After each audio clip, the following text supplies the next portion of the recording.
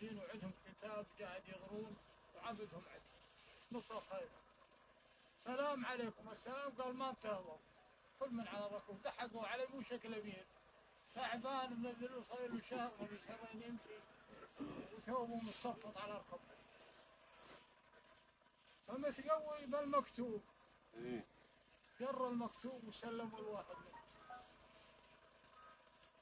وابو غراه من عبد الله سعدون لعبد الله الرشيد يقول انطاها الخوي هم غراه من عبد الله سعدون على عبد الله الرشيد ولد عمه كذا. قالوا كان يقلبه يدعك ويدعك قالوا يدق بحضر.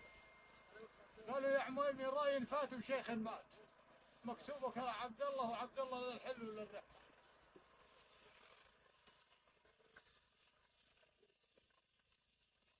قال له هاني ابن عم ونياقي ما يشلي. قال له شيخ ابن عم وش اللي عندك؟ قال له عندي اللي عندي.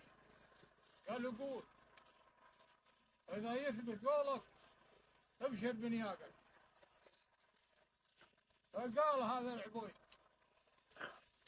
قصيدة يذكر بها يعني من العبويد يقول جروح الغيظ بالضامر زمان ومثل من يجاديه الزمان وامور الحكمة مبرم علينا ولا نجزع من احكام الزمان وشفنا الهول من بعد المعزة وطبع الخل على الخلان شان وسرنا من احداث الخان سربة وركبنا فوق سرد الرسان وجدينا حمد من فوق شقرة يعنانها كان خيط رجوان سليمة عيبشك ما بطيوع ومطوعة عنان يوم جد ضعون المخبصات ووردهن شرايعهن امان وضعون داسة فجل مخيف وكل ديرة صارت النوطان ويوم العذار جن يرد سنة قال وين ابو خرمة ذاك الجمع بان وعديناهم للعلاه وللمعرة وكل من شاف له بابس عوان وراحوا وتياه من ضرب عود البلنزة منيد حشر الطلاب وتديان ودون ضعون حصن المنيعة من ظن مدحج ومنالق حطان. قالوا عز الله انك ابن عم ابشر بنياقك يا عبيد ابشر بنياقك.